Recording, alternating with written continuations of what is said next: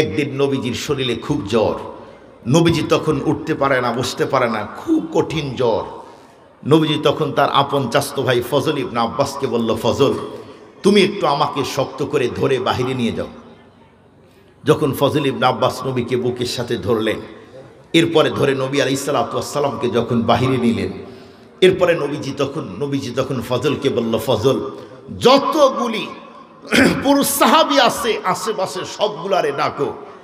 ফজল ইবনে আব্বাস প্রত্যেকটা সাহাবীকে ডাকলেন, নবী আলাইহিস সালাতু ওয়াস সালামের সামনে হাজির হলেন। নবীজি সাহাবীদের দিকে লক্ষ্য করে বলল, সাহাবী আমার শরীরের এমন কন্ডিশন, মনে হয় আমি লম্বা টাইম বাঁচব না। তোমরা যদি আমার কাছে কেউ কিছু পাও, কোনো টাকা পয়সা বলো, আমি সেটা পরিশোধ করে দিতে চাই। মুসলমান ভাইরা আমার কথাগুলি দিল দিয়ে বুঝার জন্য চেষ্টা করবেন। এক পর্যায়ে আল্লাহর পয়গম্বর যেই মুহূর্তে সাহাবীদেরকে বলল, সাহাবী তোমরা যদি আমার কাছে কেউ কোনো টাকা পয়সা পাও, এই মুহূর্তেই বলো, আমি সেই টাকাগুলি পরিশোধ করে মরতে চাই। এ কথা বলতেই নবীজির সামনে একজন সাহাবী তখন দাঁড়িয়ে গেল। এরপরে নবীজিকে তখন বলল, নবীজি আমি আপনার কাছ থেকে 3 দিরহাম পাই। নবীজি তখন সাহাবীকে বলল, সাহাবী বলো দেখি আমি তোমার কাছ থেকে কথা টাকা কর্জ নিয়েছিলাম। সেই মুহূর্তে সাহাবী বিশ্ব নবীকে তখন বলল, নবীজি অমুক জায়গার মধ্যে আপনি, হযরত আলী, এমনকি আমরা 3 জন ছিলাম। এক পর্যায়ে একজন ভিক্ষুক বেশি লোক আসলেন, আসার পরে বলল, নবীজি লম্বা টাইম পার হয়ে গেল, এখন পর্যন্ত আমাদের বাসার মধ্যে কোনো খাবার নাই, যদি কিছু আপনি সহযোগিতা করেন আমার জন্য বড় ফায়দা হয়। নবীজি সেই দিন আপনি বন্ধুরা আমার নিজের পকেটের মধ্যে হাত দিলেন, কোনো টাকাই নেই। এক পর্যায়ে হযরত আলীকে ডেকে বললেন, আলী তোমার কাছে কোনো টাকা আছে কিনা? সেই দিন হযরত আলী রাদিয়াল্লাহু তাআলা আনহু বলেছিল, নবীজি আমার কাছেও কোনো টাকা নাই, আমার ঘরের মধ্যে 3 দিন হলো কোনো চুলা জ্বলে না, আমার সংসারের অবস্থা এমন। এক পর্যায়ে আল্লাহর পয়গম্বর ওই সাহাবীকে তখন ডেকে বলল, সাহাবী আমি জানতে চাই তোমার কাছে কোনো টাকা আছে কিনা?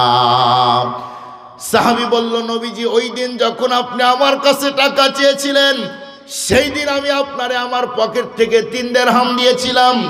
নবীজি এক পর্যায়ে সেই সময় বন্ধুরা আমার ফজল ইবনে আব্বাসকে বলল, ফজল আর কোনো অবস্থাতেই কোনো কাল দেরি করো না, এই মুহূর্তেই তুমি যাও, আমার ঘরের মধ্যে দেখো 3 দিরহাম আছে, নিয়ে এসে এই সাহাবীর হাতে হস্তান্তর করে দাও।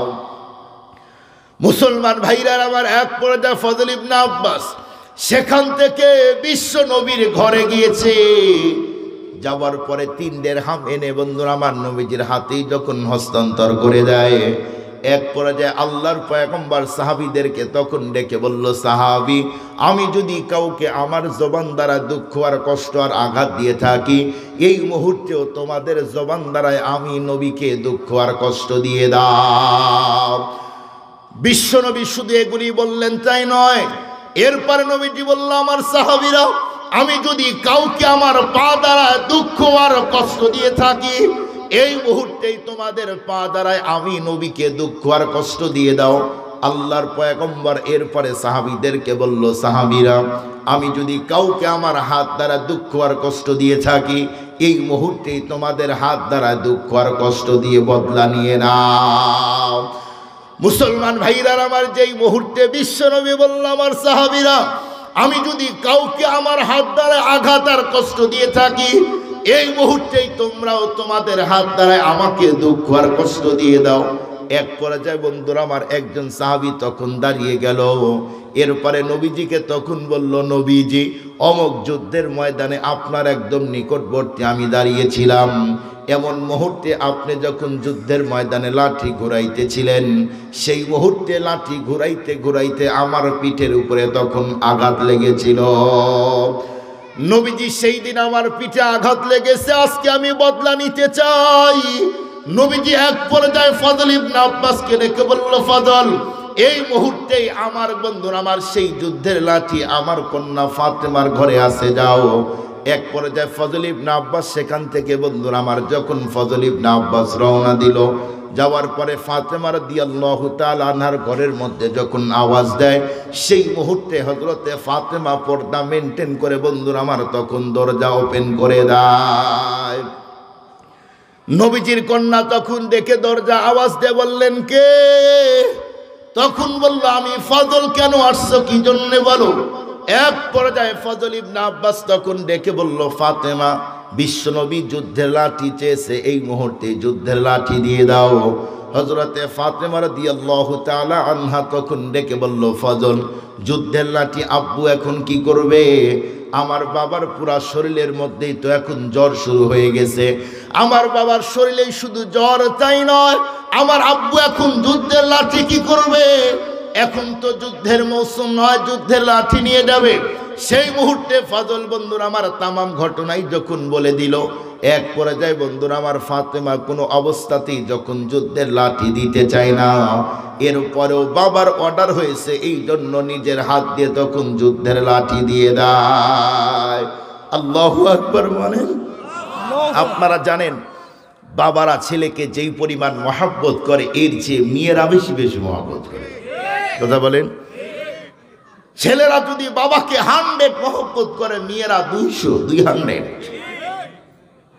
মেয়েরা বেশি মহব্বত করে। নবী তো একদিক দিয়ে নবী, আর এক দিক দিয়ে বাবা, এই জন্য বাবার পিঠে যুদ্ধের লাঠি পড়বে এটা কোনো অবস্থাতেই হযরতে ফাতেমা রাদিয়াল্লাহু তাআলা আনহা চায় না। এরপরও যেহেতু বাবার অর্ডার যুদ্ধের লাঠি দিতেই হয়, সেই সময় যুদ্ধের লাঠি ফজল ইবনে আব্বাস রাদিয়াল্লাহু তাআলা তার হাতের মধ্যে দিলেন। উনি যুদ্ধের লাঠি নিয়ে এরপরে নবীর দিকে রওনা দেওয়া শুরু করলেন।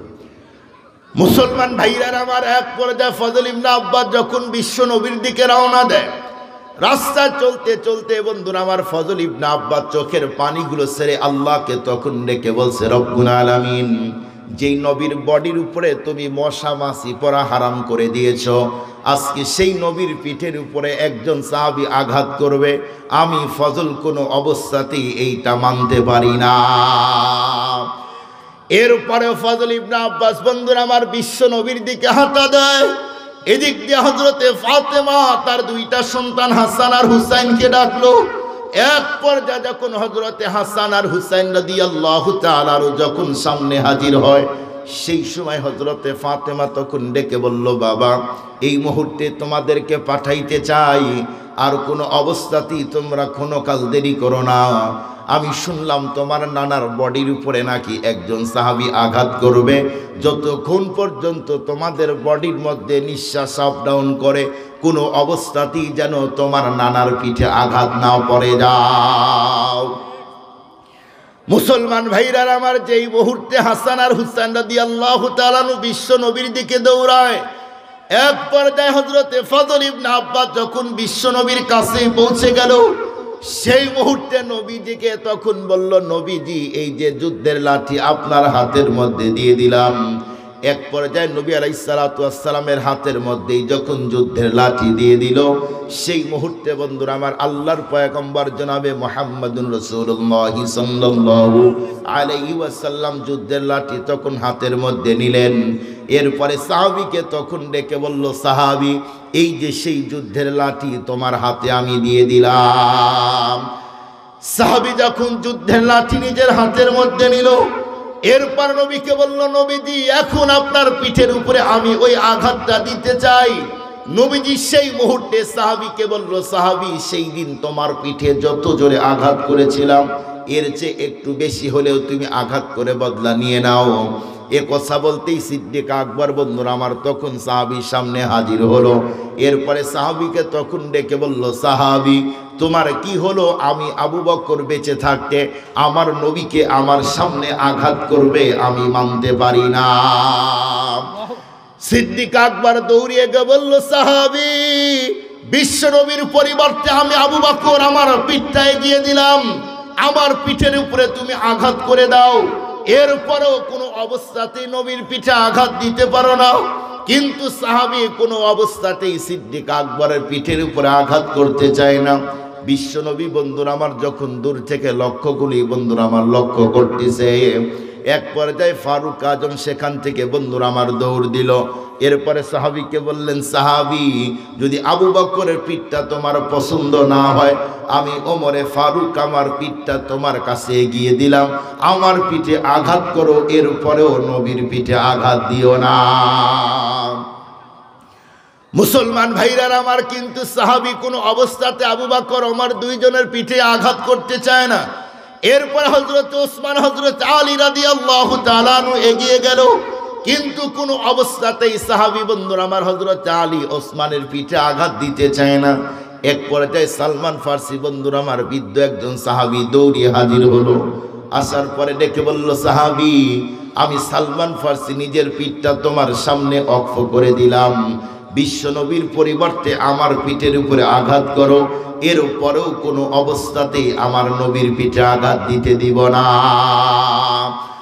কিন্তু সাহাবী যেন কোনো অবস্থাতে হযরত আবু বকর, ওমর, ওসমান, আলী, সালমান ফার্সি কারো পিঠে আঘাত দিতে চায় না।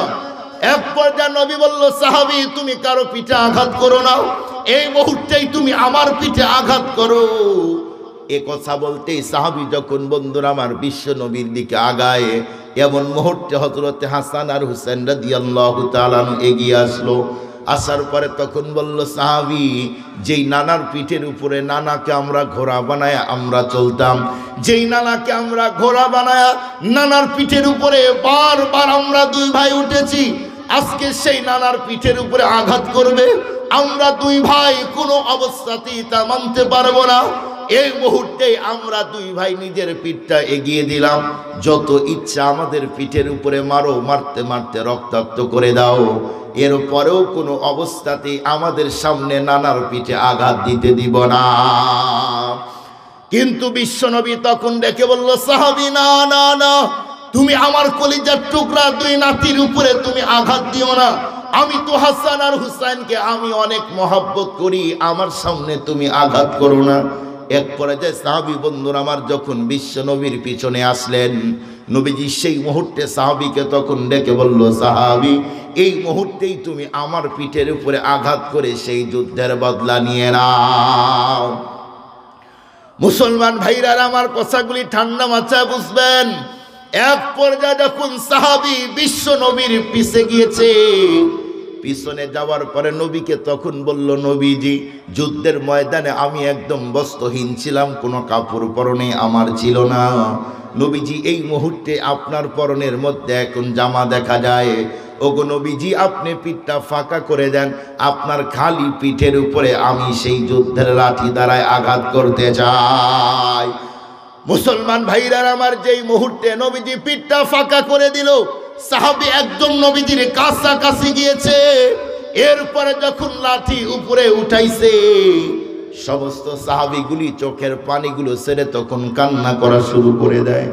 নবী আলাইহিস সালাতু ওয়াস সালাম বলল, সাহাবী, আমার পিঠে আঘাত করে দাও। সমস্ত সাহাবীগুলি একজন আরেকজনের সামনে বন্ধুরা আমার কান্না করা শুরু করে দেয়। অনেক সাহাবী, যেই সাহাবী আঘাত করবে তার পা জোড়া ধরে বলল, সাহাবী, তুমি কি পাগল হয়েছো? তোমার কি মাথা খারাপ? কি হলো তোমার? তুমি বিশ্ব নবীর পিঠের উপরে আঘাত করবে? সেই সময় বন্ধুরা আমার সাহাবা একরাম যখন কান্নার রোল বয়ে যায়, একজন সাহাবী আরেকজন সাহাবীকে বন্ধুরা আমার ধরে কান্না শুরু করলো। আজকে আমাদের সামনে নবীর পিঠের উপরে আঘাত করবে, আমরা কোনো অবস্থাতেই এই দৃশ্য দেখতে পারি না। আল্লাহু আকবার বলেন, আল্লাহু আকবার।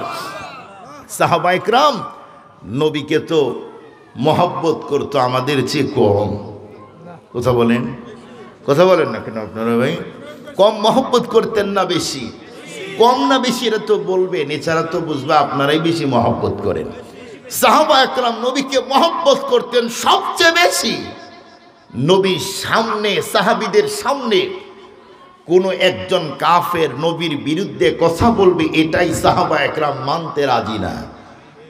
কেউ যদি নবীর বিরুদ্ধে কথা বলে, অনেক সাহাবী তার মাথা আলাদা করে দিতেন। অনেক সাহাবী নবীকে মহব্বত করার কারণে কেউ নবীর বিরুদ্ধে কথা বললে তার জিহ্বা ছিঁড়ে দিতেন। সেই সাহাবা একরামের সামনে এখন নবীর পিঠে আঘাত করবে আরেকজন সাহাবী। বলুন, এই দৃশ্য কি কোনো সাহাবী মেনে নেবে? মেনে নেওয়ার না। সাহাবায়ে কেরাম চোখের পানি ছেড়ে কান্না করে, আবু বকরকে তো ধরেই রাখা যায় না।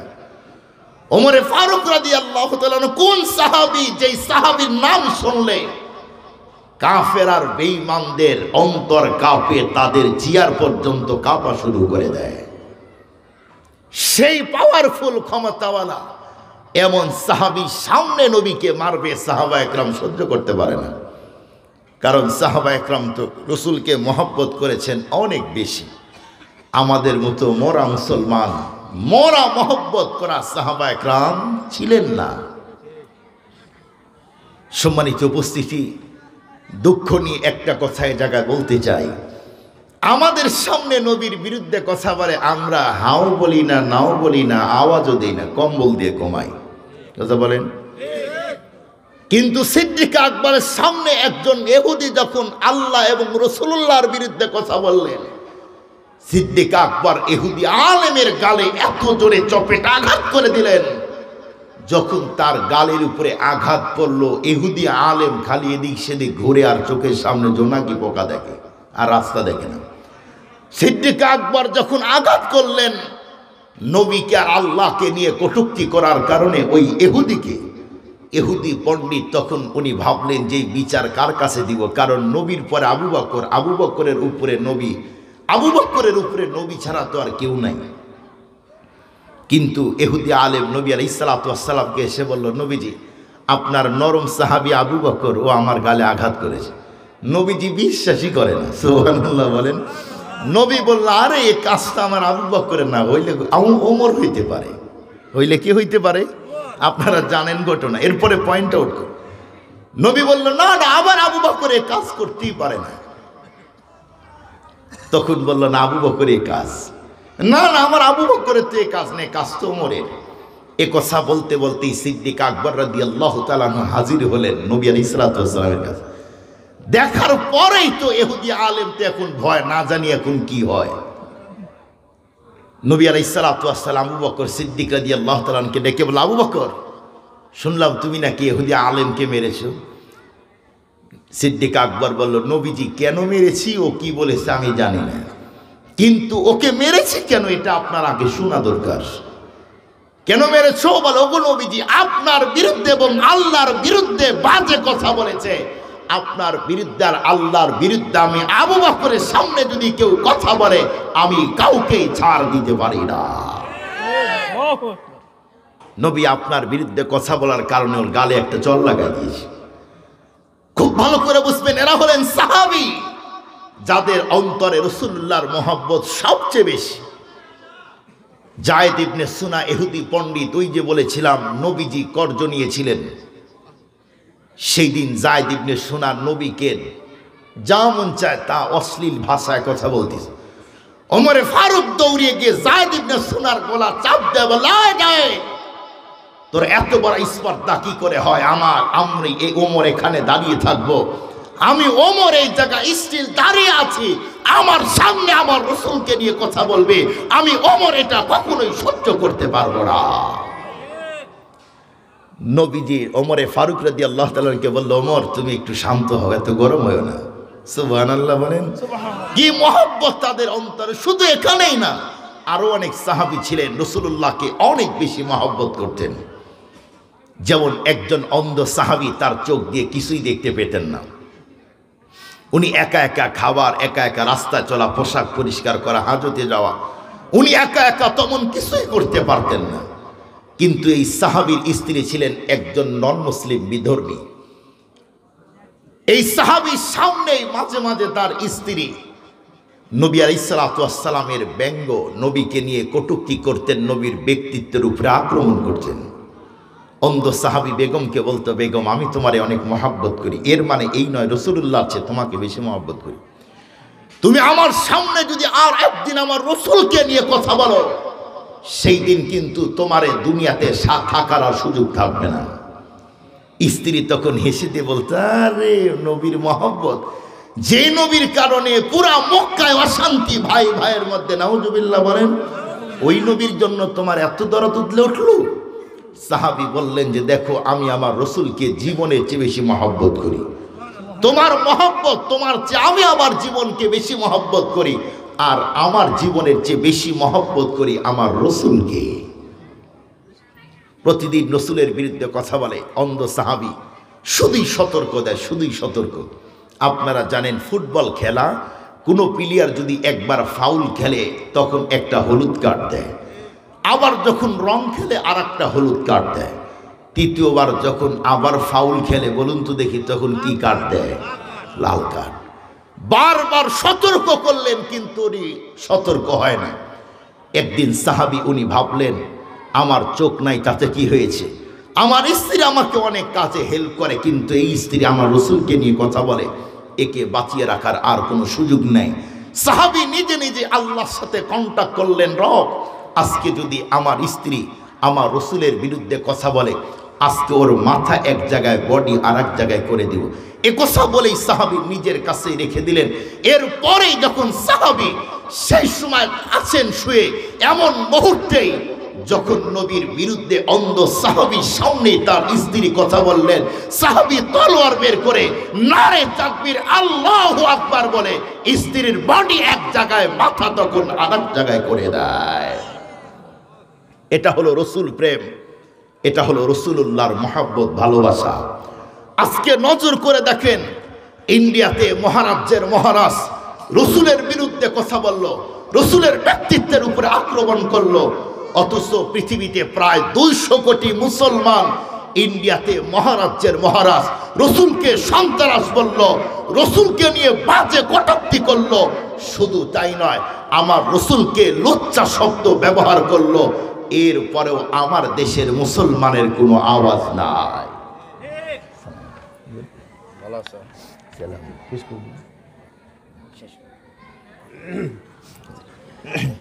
এক মিনিট কথা বলে শেষ করে দেব। হুজুর আসছে, আমার উস্তাদ, আমি হুজুরের কাছে হাদিস পড়েছি জামিল মাদ্রাসায়। আপনাদের এলাকার সন্তান, হুজুরের হাতে গড়া হাজার হাজার আলেম আছে, মুহাদ্দিস, শাইখুল হাদিস, বক্তা আছে। হ্যাঁ, সম্মানিত মুআজ্জিজ মুহতারাম হাজিরিন, একদম শর্ট করে বলি, মহারাজ্যের মহারাজ নবীর বিরুদ্ধে কথা বলল, অথচ আমাদের দেশেই শুধু নয় পৃথিবীর অনেক মুসলমান চুপ। কথা বলেন, অথচ নবীর বিরুদ্ধে কথা বললে মুসলমানের আওয়াজ দিতে হবে সর্বোচ্চ।